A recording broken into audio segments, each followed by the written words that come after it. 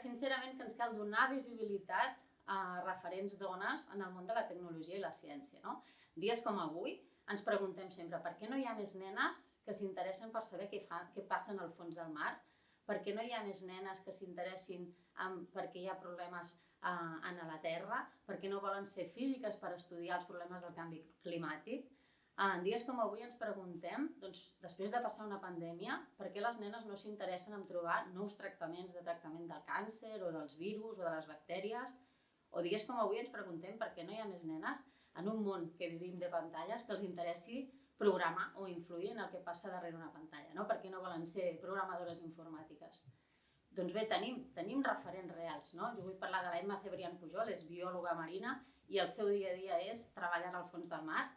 Hi ha l'Estel Cardellà, que és una de les persones que és física i està estudiant o buscant reptes de solucions per tot el problema del canvi climàtic.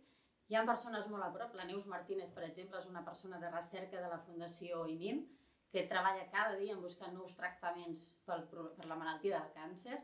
O també dintre de la xarxa d'IBI, aquí tenim la Marta Ventura, la nostra programadora informàtica, que treballa cada dia per influir i treballar en la programació dels nostres analitzadors.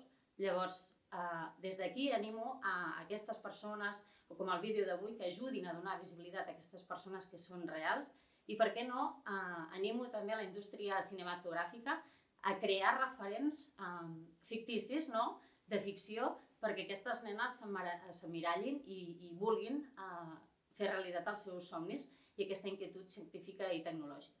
Malauradament, les dades ens evidencien que la bretxa digital hi és, que només una mitjana del 25% de les dones es dediquen a aquestes professions, a la ciència i a la tecnologia, i quan aquestes dades són referenciades a càrrecs de responsabilitat, doncs encara són pitjors. Ens diuen que només un 8% de les dones ocupen càrrecs directius o comandaments d'aquestes professions. I cal afavorir l'entorn i les condicions perquè elles i nosaltres ocupem aquests càrrecs.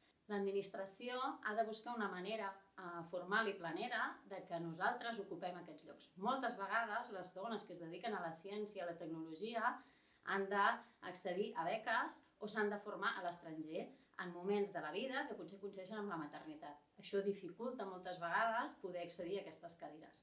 Jo mateixa he hagut de renunciar, he hagut de renunciar a coses per poder ocupar aquest càrrec, però és possible i és factible de fer-ho.